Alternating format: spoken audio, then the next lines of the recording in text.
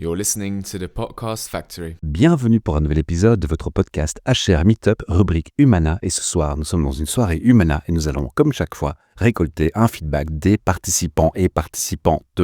Aujourd'hui, au micro, j'ai Romain. Bonjour Romain. Bonjour Michel. Gwendoline. Bonsoir Michel. Audrey. Bonsoir Michel. Je vais commencer par toi Audrey. Une petite présentation d'abord. Donc, je m'appelle Audrey Remacle et je travaille dans le recrutement et les assessments et je dirige ma propre société qui s'appelle Adéquatio Service. Gwendoline, un petit mot de présentation à ton sujet. Je m'appelle Gwendoline, je suis la fondatrice et directrice de TreeHR.be qui est une agence RH au service des PME et du secteur non marchand. Donc deux entrepreneurs. Wow. Des entrepreneurs. Romain. Et donc moi c'est Romain Nibéné, recruteur indépendant depuis 3 ans. Alors on est dans une soirée Humana. Le thème c'était licencié avec un aspect humain. On avait un spécialiste avec nous, David. J'invite les auditeurs et auditrices à aller écouter son interview pour mieux découvrir qui il est. Il nous a fait une présentation d'abord sur le cadre légal, puis on a eu un moment d'échange, de jeu de rôle même. Et le but de cette interview, c'est de prendre votre feedback sur les 3 mots-clés de nos soirées Humana, qui sont le fun. Alors, première question. Avez-vous vécu un moment de fun? Qui veut prendre la parole? Mais comme d'habitude, c'était Toi, tu viens fun. pas pour la première fois. Ça fait combien de fois que tu viens chez nous? Mais ça fait 5 fois que je viens et comme à l'accoutumée, l'accueil est super sympa, les 2 organisatrices sont top. Les gens aussi viennent avec un bon état d'esprit. C'est important. Gwendoline, première participation. Oui, tout à fait. Alors, qu'est-ce que tu en as pensé pour ta première expérience? Le côté fun. On se focalise sur Très le côté bien. fun. Très bien, vraiment une ambiance très relaxe tout en abordant un sujet sérieux. Je pense que le jeu de rôle était particulièrement bien ficelé, bien monté, bien adapté aussi et ça nous a permis d'expérimenter vraiment d'autres postures, mais c'est surtout une ambiance assez relaxe que j'aime bien, moi, dans ce genre de rencontres et d'événements. Bon, de ce que j'entends, l'objectif est plus ou moins atteint et je vais donner le verdict final à Romain. C'est toi qui vas nous dire oui, c'est atteint ou pas. Oui, tout à fait. Je te confirme du coup que c'est bien atteint. Avec justement l'objectif fun pour moi était rempli aussi, que ce soit avec l'accueil, avec l'ambiance en général, comme l'ont dit Gwendoline et Audrey, je confirme. Le deuxième cadre, c'est un apprentissage collectif. Donc, on a fait un jeu de rôle. L'idée, c'est de faire de la co-création, de la réflexion commune. Qu'est-ce que tu as trouvé de cette expérience? Le fait justement d'être ensemble, d'avoir une mise en situation, ça permet justement de se rendre compte qu'est-ce qu'on fait pas, et pas juste écouter une théorie. De nouveau, pour moi, objectif rempli aussi complètement. Est-ce que dans les réflexions et les feedbacks que tu as entendus autour de toi, il y a des choses qui t'ont, dans le contenu, surpris? Oui, le fait qu'on pense pas à tout, même si on pense avoir bien fait. Le fait d'avoir les autres qui te disent « Ah tiens, il y a peut-être ça ou ça », du coup, tu te dis « Ah oui, j'aurais peut-être dû faire autrement » et tu t'en rends pas compte d'emblée parce que tu agis naturellement. C'est là où on se dit, ça veut dire ça en fait, think out of the box. Exactement. Gwendoline, je vais te poser les mêmes questions. C'était particulièrement intéressant. Moi, j'étais observatrice dans l'exercice, mais de voir que des personnes qui jouent le rôle du travailleur qui se fait licencier est en réalité un ou une RH, mais le vit tout en connaissant le rôle de l'exercice, le but de l'exercice. Et c'était vraiment intéressant de voir à quel point ça reste une question qui est quand même très difficile, tant pour l'annoncer que pour le recevoir, ce licenciement.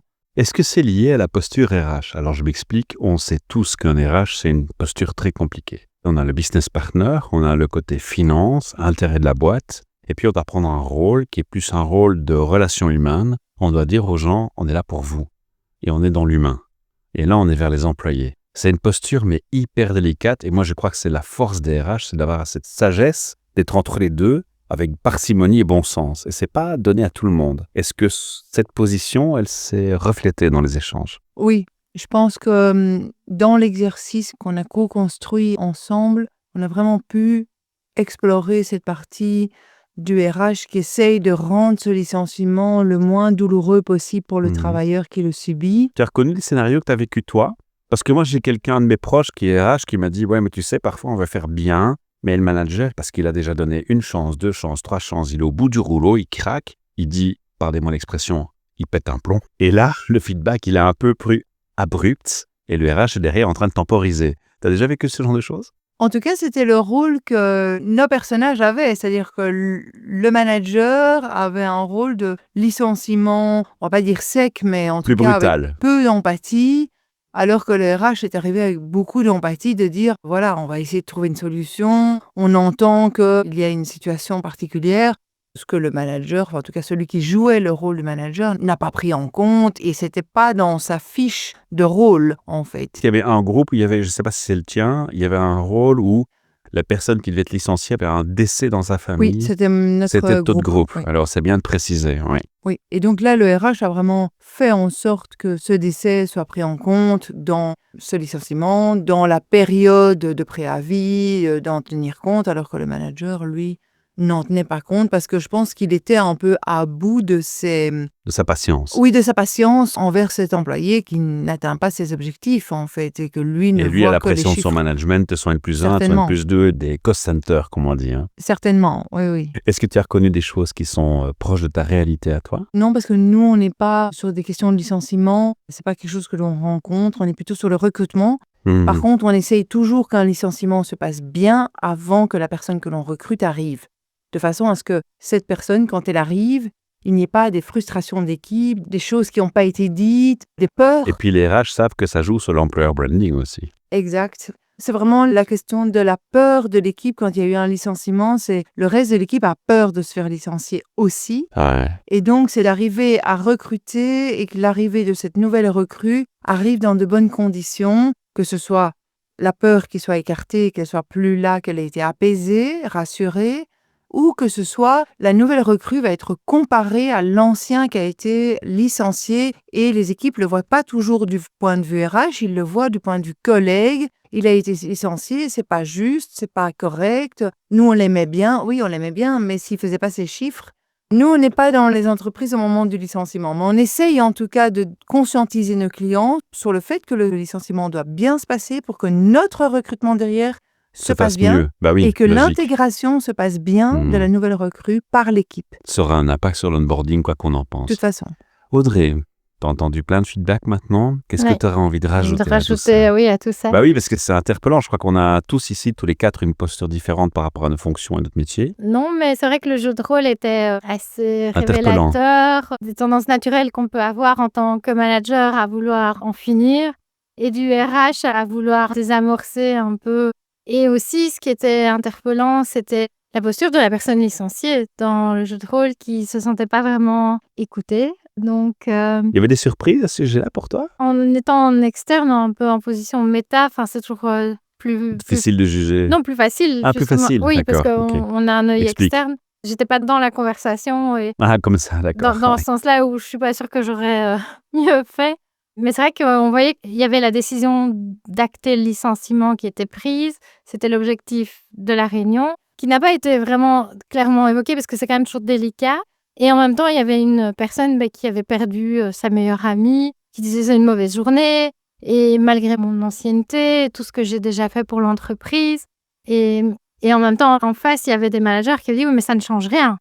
Aujourd'hui, c'est ça. Et C'est la donc, réalité, quoi. donc voilà, donc c'est des angles évidemment qui sont différents et je pense que c'est quand même important de rester dans une certaine forme d'empathie aussi. Et dans ta en tant que manager. fonction, tu as déjà eu à licencier Mais des gens? Oui, j'ai Ouais. été en tant que directrice d'entreprise, en tant que directrice de recrutement, j'ai eu des équipes de recruteurs et j'ai dû me séparer de certaines personnes. Et à cette époque-là, avant l'atelier, qu'est-ce qui était le plus difficile pour toi? Enfin, moi, j'étais seule, en l'occurrence, face à cette personne Pas de conseils? à Seule, licencier. isolée. Donc, j'ai fait au mieux Ouais. en essayant un peu, comme ils l'ont fait dans le jeu de rôle, d'être directe et d'acter Factuel, mais la humaine. décision et en disant, mais voilà, va souffler un peu. Enfin, je suis là, si tu veux qu'on en reparle, on va reprendre la discussion un peu plus tard dans la journée. Et... Alors, je vais peut-être vous surprendre, mais moi, je compare ça au métier d'infirmier, tu vois. À un moment donné, ça t'atteint. Et tu dois aussi te protéger.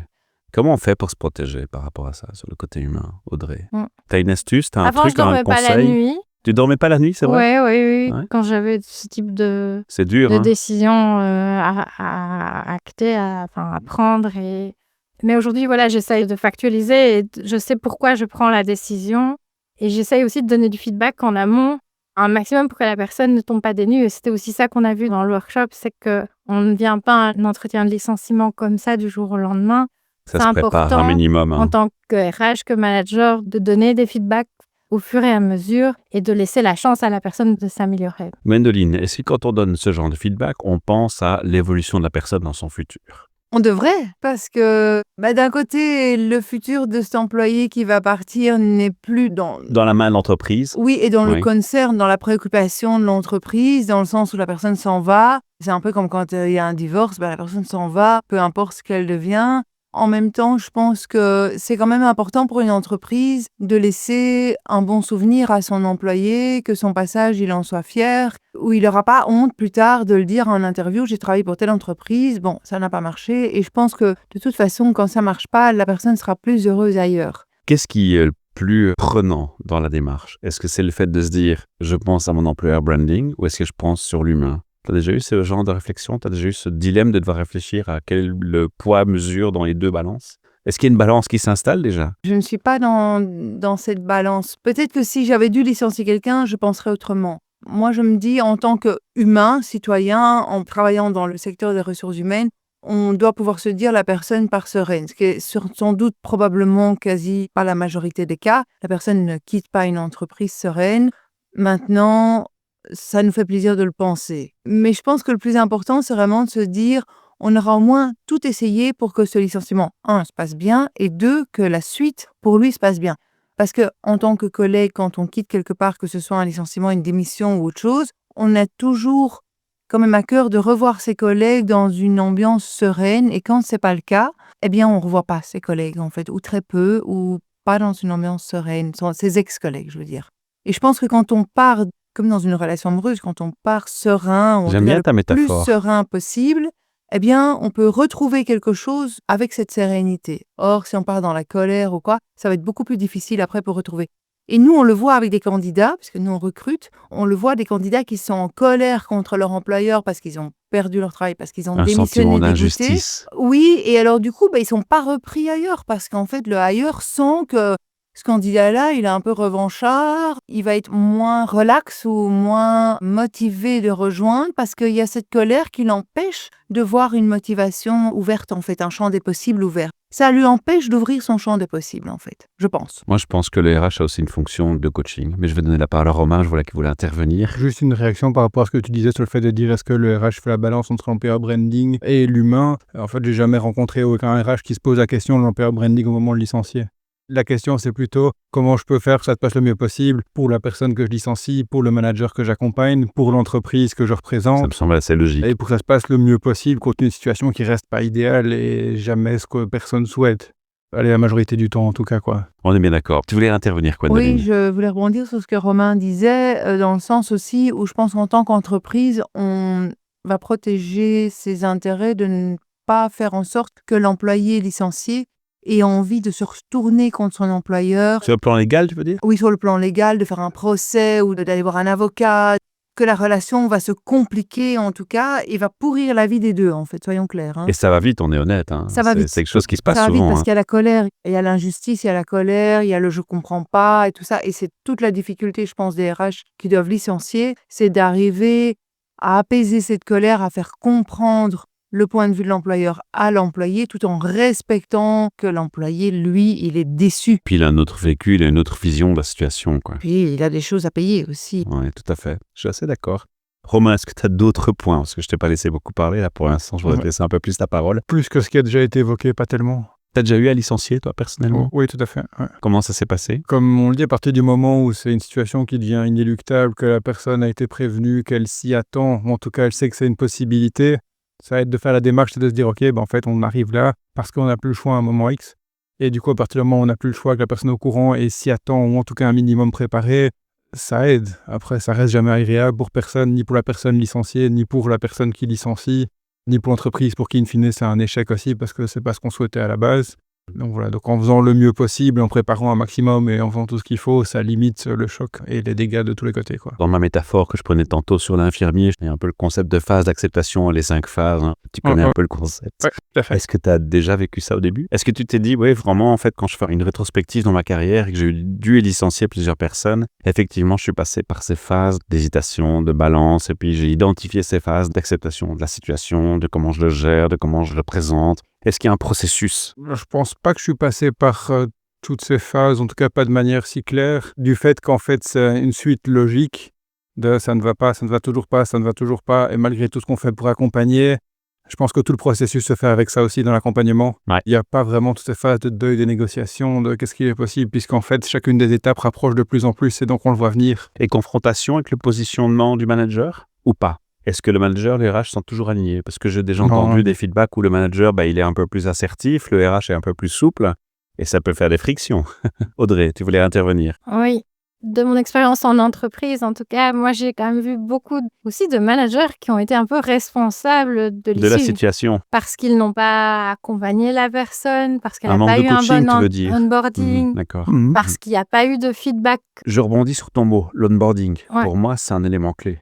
Un mauvais onboarding, pour moi, c'est la semence d'un mauvais licenciement plus tard. Je ne sais pas ce que vous en pensez en tant que professionnel, mais pour moi, c'est l'évidence. Ça y participe en tout cas. Je pense pas que ce soit l'élément décisif, On est mais d'accord. ça n'aide pas, c'est sûr. Et toi, Gwendoline? En tant que recruteuse, je dirais qu'un licenciement est à la base un mauvais recrutement. Ah, merci Gwendoline. Mais c'est un peu simplifier Merci, les choses. j'attendais ce moment. C'est un peu simplifier les choses parce que c'est pas toujours vrai. Alors attention, les gens changent. On est bien d'accord.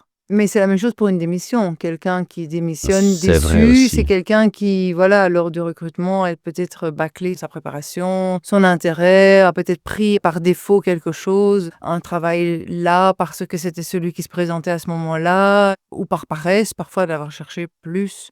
Mais nous, quand un recrutement se passe bien et que 2 ans plus tard, la personne y est toujours, qu'elle est contente, que tout le monde est content, nous, on a la satisfaction d'avoir bien fait notre recrutement. Et ce qu'on voit, en tout cas, de la frustration des candidats quand ils sont licenciés, parce que nous, on récolte beaucoup de frustration de candidats dans les interviews, c'est souvent quand même d'un côté ou de l'autre ou des deux, de l'entreprise, du candidat ou des deux côtés, un recrutement qui a été soit bâclé, soit trop vite, trop rapidement. Donc toi, tu fais un lien avec le recrutement, d'accord. Nous, on se dit quand même que... C'est intéressant Après, ça. c'est pas toujours le cas. On va pas généraliser, on va mettre tout le monde dans pas le sac. généraliser, D'accord. mais il y a une partie, en tout cas, des licenciements qui sont, je pense, c'est ma conviction, basés sur des recrutements bâclés. Voilà. On respecte la conviction de chacun chez nous. Alors la troisième question, c'est le troisième mot-clé, c'est un apprentissage pour le lendemain. Alors je vais commencer par toi, Audrey. Est-ce que tu penses que cette soirée t'a amené un apprentissage quelconque pour le lendemain? Mais disons que je ne l'applique plus trop vu que je n'ai plus de grosses équipes et je travaille majoritairement avec des indépendants Mais dans le aujourd'hui. futur, ça pourrait t'aider? Oui, j'ai appris des subtilités de loi aussi, parce que Ah c'était oui, un parce qu'il y avait le juriste. côté juriste, oui, Et bien sûr. comme je conseille des PME qui souvent n'ont pas de RH, elles s'appuient aussi un peu sur moi pour dire ok, je souhaite me séparer de telle personne. Et j'avais le cas d'un client qui voulait publier une annonce alors que la personne qui occupe le poste en ce moment est toujours là et pas vraiment totalement informée de la décision de licenciement. Et donc c'est intéressant aujourd'hui d'avoir la perspective de David qui est avocat sur ce sujet-là. Donc c'est des conseils juridiques aussi qui étoffent ma palette de connaissances RH. Et si on fait référence à la peur dont tu parlais tantôt, Gwendoline, effectivement, si tu vois qu'on recrute, Bah oui. le premier réflexe, c'est de se poser « suis-je en danger ?» Gwendoline, ton feedback sur l'apprentissage pour le futur ou le lendemain. Alors, j'ai trouvé ça un très bon refresh au niveau loi que moi j'avais appris dans un parcours théorique. Surtout que les lois changent régulièrement avec le Oui. politique, avec tout ce qui se passe maintenant. Les nouvelles mesures qui ont été prises sur l'accompagnement des personnes en maladie de longue durée est un exemple. Tout à fait. Et c'était vraiment très, très bien fait. Au niveau théorique, c'était très bien construit. Je trouvais que le cas concret était très bien construit. Et c'était d'autant plus intéressant qu'ils avaient fait 2 cas pour 4 équipes. Donc, on avait vraiment chaque fois 2 équipes qui travaillaient sur le même cas. D'avoir le feedback après coup de chaque équipe, c'était très bien, très, très intéressant. Vraiment très intéressant. T'as appris quelque chose. Oui, certainement, oui. En tout cas, au niveau humain, oui. Romain? Moi, j'ai appris aussi des choses. Déjà, le cadre légal qui est toujours un bon refresh, de dire attention, pensez à ça, attention, telle situation. La boîte où tu bosses ou les boîtes pour qui tu bosses, elles ont un cadre déjà, une documentation, une structure par rapport à ça? C'est très variable, c'est très variable. J'ai travaillé pour des sociétés d'une dizaine de personnes où je suis la personne qui a le plus de connaissances en RH, jusqu'à des plus grands groupes internationaux où là, évidemment, tout est un peu C'est plus structuré, cadré. processuré. Ouais. Ouais, mais donc dans tous les cas, c'est toujours bien d'avoir un reminder, voilà, c'est quoi les lois, c'est quoi le cadre légal et à quoi il faut faire attention, et qu'est-ce qu'un juriste aussi observe de son expérience de quotidien. Et puis sinon, sur l'exercice pratique aussi, mais sur le fait de voir, tiens, en fait, on ne pose pas toujours cette question-là, on ne fait pas toujours attention à ça, et donc de pouvoir, soit si je dois le refaire dans le futur, ou en tout cas conseiller dans le futur, avoir les petites attentions en plus qui permettent de dire, tiens, avec ce tips-là ou ce tips-là, ça se passera un petit peu mieux, ou de manière un peu moins pénible en tout cas, si tu y fais attention. Donc oui, j'ai appris des choses. En tout cas, moi, j'ai apprécié beaucoup votre participation, votre dynamisme et votre enthousiasme. On a encore une question de clôture, mais j'ai Gwendoline qui veut intervenir. Je vais lui donner la parole. Oui, je voulais dire que par rapport à ce que moi j'avais déjà connu dans des conférences au niveau légal, licenciement ou légal HR, ici on avait un spécialiste juriste HR qui se positionne plus du côté de l'employé. David participe à toutes nos soirées, je te le dis clairement. Comme ça, Oui, tu moi je sais. ne le connais pas, mais je trouvais ça intéressant Coucou, David. qu'il défend des employés. Or, moi j'ai souvent été à des conférences Ou c'est l'inverse, c'est c'est l'employeur. l'inverse. Ils défendent des employeurs contre des employés.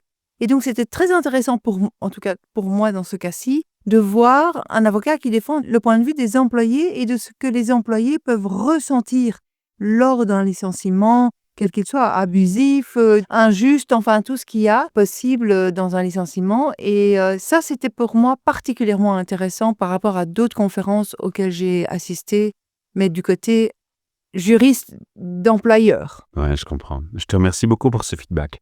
Audrey, qu'est-ce que tu auras envie de dire aux gens qui hésiteraient en se disant « Est-ce que j'irai à la prochaine soirée Humana ?» Au mois de février, je pense. Je leur dirais que n'hésitez vraiment pas à pousser la porte parce que vous y serez bien accueillis et vous apprendrez des choses et vous passerez un chouette moment. Est-ce que tu as un autre message que tu as envie de passer aux employeurs, patrons d'entreprise, DRH? Quelque chose qui te marque dans ton quotidien et tu te dis « Ah, si j'ai l'opportunité de dire un truc, je le dis. » Anticipez, communiquez en amont et formez vos managers. C'est les managers la clé de voûte? Moi, je pense qu'il y a Alors, manager ou leader? les deux. Et c'est souvent leading Tu vois by ces postes example. LinkedIn, là, tu vois? On parle beaucoup de servant leadership, Servant leadership, ça, c'est dans le monde agile. Ouais, tout mais à fait. aussi en RH et C'est vrai. dans les nouveaux concepts de management. Voilà, je pense que la mise en œuvre, il y a encore du chemin à faire dans beaucoup d'entreprises en Belgique, qu'elles soient petites ou grandes. Non, j'ai une théorie, c'est que les entreprises, c'est une ruche, et que si on ne soigne pas les abeilles, la ruche ne va pas se soigner toute seule. Bon, c'est une parenthèse. Gwendoline, est-ce que ça vaut la peine d'aller ces soirées Humana? Enfin, moi, je dirais n'hésitez pas, en fait. C'est ta première Pourquoi en plus. hésiter? C'est ma première. J'ai vu un post LinkedIn d'Estelle en disant voilà, il y a une soirée sur ce thème-là. Je me suis dit je m'inscris. Enfin, je me suis même pas posé la question. Je me suis dit je m'inscris, ça a l'air Pas déçu. intéressant, ça a l'air bien, c'est gratuit, c'est pas loin. Ça a ce côté, je dirais, cognitif et relax qui est combiné, qu'on ne retrouve peut-être pas partout en RH. Je te remercie beaucoup. Romain, tu dirais quoi à tes collègues, tes collaborateurs, pairs Ce que je dirais, c'est que c'est un moyen de se former sur des sujets RH assez précis, avec un expert et avec des exercices pratico-pratiques sur un format relativement court, mais à côté de ça très convivial parce que si on a envie, on peut rester après pour manger un bout ensemble et donc rencontrer d'autres pairs du secteur aussi. Et donc je pense que pour ces deux raisons-là, le fait de pouvoir se former de manière pratico-pratique efficace sur un sujet et de pouvoir après échanger avec ses pairs, le tout dans un chouette lieu gratuitement, voilà, rien que pour ça il faut venir. Et un beau réseau networking qui se met en place aussi. Exactement. Parce qu'à force de revenir, on se fait une petite carte de visite, des petits échanges. On se fait son petit réseau. Moi, je tiens à vous remercier. J'ai passé une chouette soirée. Mon épouse dans les RH, moi pas, mais les sujets me tiennent à cœur. Donc, j'ai vraiment fait de belles rencontres aujourd'hui et passé de très bons moments. Et je vous remercie toutes et toutes et je vous remercie beaucoup pour vos témoignages. Pour les auditeurs et auditrices, vous avez dans le descriptif de ce podcast un lien et ce lien vous permet de laisser un message vocal à Audrey, Gwendoline ou Romain. Un petit message avec une gratitude, une question, une remarque. Je leur transmettrai, ils pourront écouter et réagir de la même manière aussi avec un lien qu'on peut partager dans le podcast en commentaire si vous autorisez qu'on partage votre voix. Donc mentionnez juste, j'autorise qu'on transmette aux commentaires en public et là je le publie dans les réseaux sociaux quand on publiera le podcast. Et si pas, je transmets en direct. Un mot de clôture, Audrey? Merci. C'est un beau mot ça. Gwendoline? Merci pour l'accueil, vraiment, c'était très bien. Et bravo. Romain? Merci pour l'accueil et pour l'invitation. Super, bon, on se revoit en février alors? Oui, avec plaisir. Passez une belle soirée. Merci. You're listening to the Podcast Factory. Ce projet podcast est une initiative créée et proposée par l'ASBL de Podcast Factory Org avec le sponsor de Transforma BXL Innovation Playground, espace de coworking à Ever. Depuis janvier 2025 et pour 5 années, nous sommes aussi sponsorisés par Plugin Company, notre opérateur de bornes et de cartes de recharge privilégié. De Podcast Factory Org est très fier d'être membre de Kaya, coalition des écopreneurs et écopreneureux, et de collaborer avec le Love Health Center. Vous retrouverez tous les épisodes de tous nos podcasts sur le site whatsyourstory.be. N'oubliez pas de vous abonner à notre chaîne YouTube de Podcast Factory Org. Nous y proposons le podcast en format vidéo avec la transcription en sous-titres en plusieurs langues.